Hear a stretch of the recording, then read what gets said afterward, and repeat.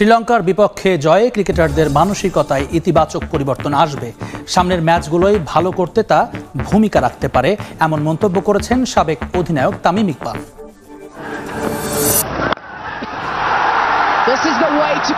একেবারে ভঙ্গুর মানসিকতা নিয়ে বিশ্বকাপে নিজেদের প্রথম ম্যাচে শ্রীলঙ্কার মুখোমুখি হয় বাংলাদেশ। ম্যাচে পাহাড় সমচাপ, তার প্রতিফলন ক্রিকেটারদের পারফরমেন্সে। যদিও শেষ পর্যন্ত এই চাপ এবং প্রতিপক্ষ দুইয়ে জয় করতে সক্ষম হয় টিম বাংলাদেশ। সাইলেন্ট কিলার বুঝিয়ে দেন দলে তার গুরুত্ব। বিশ্বকাপে লঙ্কানদের বিপক্ষে 6 মাহমুদুল্লাহ দলকে শুধু জয়ের দিকে এগিয়ে নেননি, একই সঙ্গে জায়গা করেছেন রেকর্ড বুকে। সব ফর্মেট মিলিয়ে 189টি 6 মেরে আন্তর্জাতিক ক্রিকেটে বাংলাদেশের হয়ে সর্বোচ্চ ছক্কা হাঁকানোর মালিক এখন তিনি। অথচ এই মাহমুদুল্লাহকেই দল থেকে বাদ দেওয়ার জন্য করা হয়েছিল কত পরিকল্পনা, যেখানে মূল হোতা ছিলেন হাথুরু। এবার সেই হাথুরুই বুকে টেনে নিলেন মাহমুদুল্লাহকে। 125 রানের টার্গেট মাত্র 10 ওভার 4 বল খেলে জয় তুলে নিয়েছে বাংলাদেশ। চোখ কপালে তুলে লাভ নেই, বাকি 50 বলে কোনো রান করা সম্ভব হয়ে ওঠেনি, গেছে সব ডটের খাতায়। সৌম্য সরকারের ব্যর্থ ইনিংস 2 বলের, ব্যাটিং অর্ডারে ডিমোশন নিয়ে 13 বলে 7 রান অধিনায়ক শান্তর। 1 বল বেশি খেলে সাকিবের 8, তাই বোধহয় এটাকে তৃপ্তির জয় বলতে পারছেন না বোর্ড কর্তা খালেদ মাহমুদ।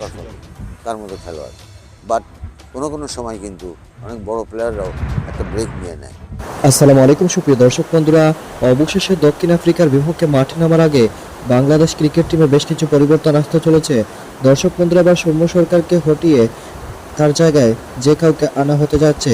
অন্যদিকে এবার সাকিব আল হাসানকে বিশ্রাম দেওয়ার জন্য বাংলাদেশের সাবেক ক্রিকেটার রকিবুল ইসলাম বলেছেন, কারণ বর্তমানে সাকিব আল হাসানের যে পারফরমেন্স তা অত্যন্ত খারাপ। তো দর্শক বন্ধুরা, তাকে বিশ্রাম দিয়ে সঠিকভাবে ফিরিয়ে আনা উচিত। দর্শক বন্ধুরা, তবে শেষ পর্যন্ত দক্ষিণ আফ্রিকার বিপক্ষে মাঠে নামার আগে বাংলাদেশ ক্রিকেট টিমের কি পরিবর্তন হতে চলেছে চলুন আমরা পরিপূর্ণ দেখে নিই। এবং সেই সাথে এবার মাহমুদুল্লাহ রিয়াদ এবং কোচ চান্দিকা হাথুরু সিংয়ের যে ভালো সম্পর্ক দেখা যাচ্ছে, তবে কি সেটা টিকে থাকবে এবং মাহমুদুল্লাহ রিয়াদকে তামিম ইকবালকে ফিরিয়ে আনতে পারবে? চলুন আমরা পুরো ভিডিওটি দেখে নিই। বিশ্বকাপে বাংলাদেশের জন্য ব্যাট চয়েস সৌম্য সরকার। বারবার সুযোগ পেয়েও ব্যাট হাতে হতাশ করেই চলেছেন এই টাইগার ওপেনার। শ্রীলঙ্কার সাথে রানের খাতা খোলার আগেই আউট হয়ে এই বাঁহাতি গড়েছেন আন্তর্জাতিক টি20তে সবচেয়ে বেশিবার 0 রানে আউট হওয়ার অনন্য এক রেকর্ড। আন্তর্জাতিক টি20তে শুরুটা হয়েছিল 0 রানের ইনিংস দিয়েই। 2015 সালে পাকিস্তানের বিপক্ষে কোনো বল না খেলেই 0 রানে ফিরেছিলেন সৌম্য সরকার। 9 বছর পর 0 রানে আউট হওয়াকে রীতিমতো শিল্পের পর্যায়ে নিয়ে গেছেন বাঁহাতি এই ওপেনার। এখন পর্যন্ত 84টি আন্তর্জাতিক টি20 খেলে ফেললেও গড় মাত্র 17.7।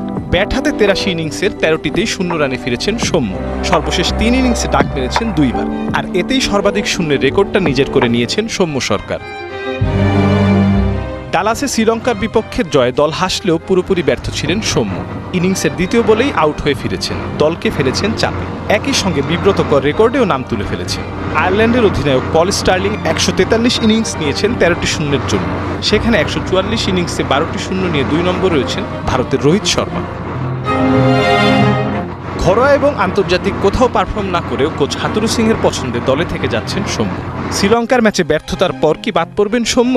অপেক্ষায় থাকতে হচ্ছে সাউথ আফ্রিকা ম্যাচের আগ পর্যন্ত।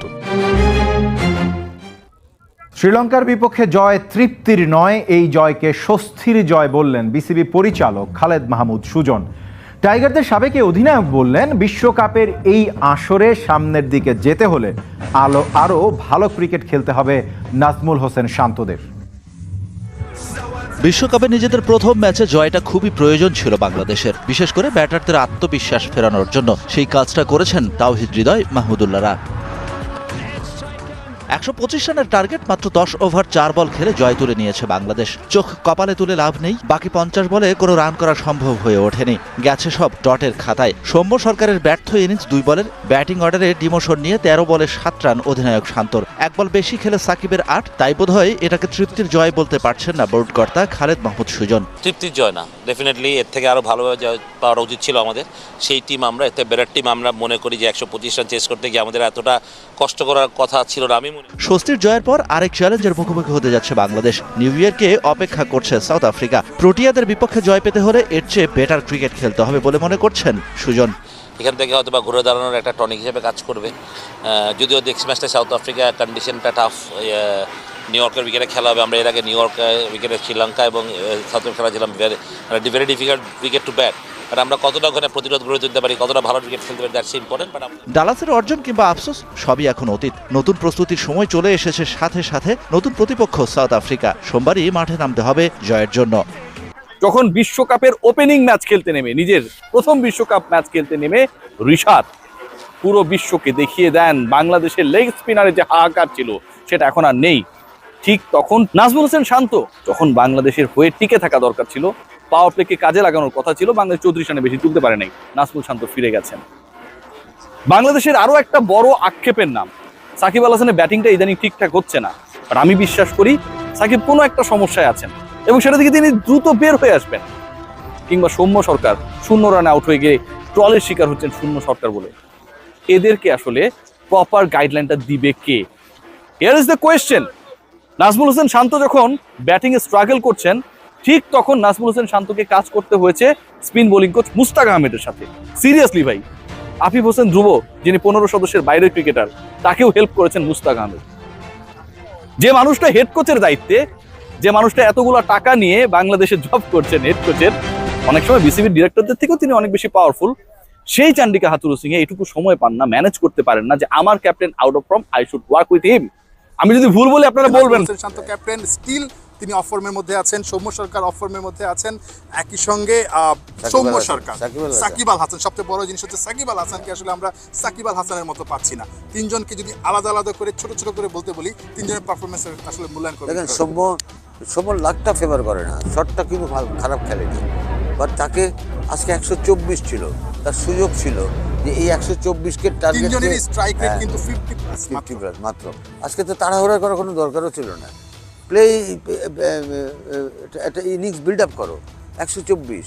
সাকিবের কি সমস্যা হচ্ছে মনে হচ্ছে? সাকিবের সমস্যা হচ্ছে তার কি, আমার কাছে মনে হয় সে কি রেপুটেশন কনসার্ন হয়ে যাচ্ছে কিনা, যে তার কাছে যে প্রত্যাশা এত বড় সবার, সেটা তাকে এই কিছুটা চাপে রাখতেছে কিনা, যে আমাকে রান করতে হবে বা আমাকে বোলিং করতে হবে।